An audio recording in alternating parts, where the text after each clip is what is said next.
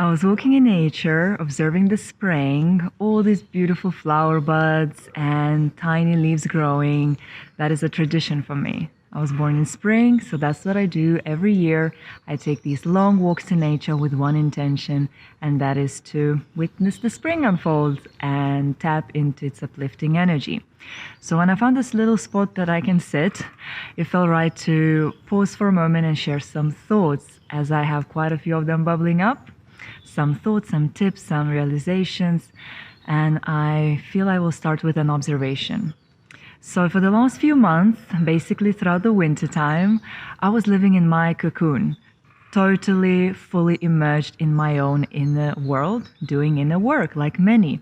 And it looked like working with different belief systems, implementing new habits, working with a family tree, foundations. It felt like all foundations in my life kind of pop to the surface and demanded my attention. My values, my health, my relationship, everything. And I enjoyed this process a lot, but therefore I stayed in my cocoon. And for the first time in my life, I felt I want spring to come later this year, because winter time served me well. These cold temperatures outside, darkness, it was just working for me. And I live by the woods, so we don't have many flowers there. But a few days ago, I was walking and I noticed tree branches covered in these little green leaves. And I thought, okay, well, that's first sign of spring.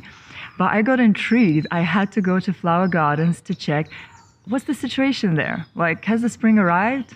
What I found was not only these beautiful flower buds in all different colors and shapes, I found flowers in full bloom. And that blown my mind a little bit. I felt like spring has landed on me unexpectedly. And I just spent the whole day there observing leaves, how many layers they have, how they open. And it felt like those structures, they divine sacred geometry. I was so mesmerized. And more time I spent there observing, more I felt I started mirroring nature. And I felt expansion happening inside of me, in my heart, like layers opening up, and I no longer wanted to be in my cocoon. I felt so alive. I had the boost of energy.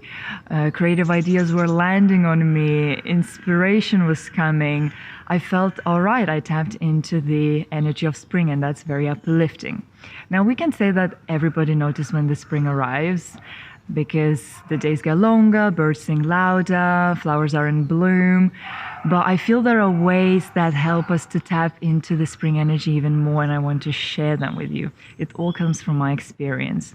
So number one thing, making time to take that long walk in nature, being fully present with all the senses on, what you see, what you hear, take a closer look at these flower buds, what colors there are, textures, everything, with intention to be observing the spring and soaking all its beauty in. It's really good. Number two, making moments of appreciation. Being aware of those moments, because there's so much for us to be appreciative about, that we're healthy, that we can be outdoors in nature, we can see all the beauty. So just being aware and making sure we have these appreciative moments. And I have this quote in my mind. It's by Ken Honda. It goes like this: appreciation opens the doors to great opportunities. And I was thinking a lot about that lately, because being in nature there, so happy, so appreciative, I started photographing that, and one thing led to another, and the project started and opportunities were coming. I was like, okay, I really feel it comes from that place of deep, true appreciation. Number three is the question, where do I want to put my energy to? Yeah, that's the question. What do I like? What makes me happy? What do I want? These questions are important to ask ourselves all year long, just to make sure we are on our path, that we are happy, we feel fulfilled. But especially in spring, when after hibernation we come out, we want action. Where do we put our energy to? What do we want to create and co-create and birth?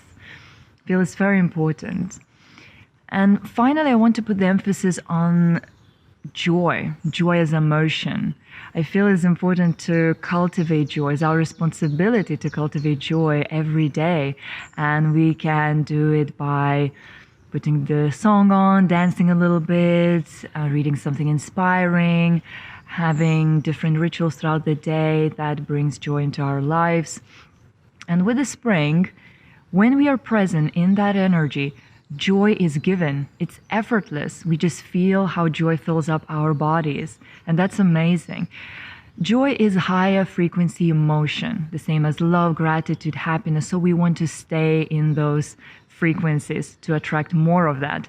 And by cultivating these moments, creating these joyful moments in our lives every day, we contribute so much to the planet. It's so great for our well-being of our families, communities around us, and we are one big community when you think about it. So I really want to put that importance. It's so good for us, and the impact we create daily basis, just feeling joyful, it's amazing. It's huge. So I want to leave you with this note, and I want to thank you so much for watching this video. It's episode 1 in series Heart to Heart with Movaya, where I share from my heart to yours. And as I feel these waves of inspiration coming to me, I'm sure there will be more videos coming soon. So if that resonates with you, stay tuned. And I just share reflections of my personal journey, some resources, some tips, everything and anything that I find inspiring and beautiful, with intention for us to live in a higher frequencies and create most wonderful realities for ourselves and impact the world for good. So until next time, and enjoy the spring.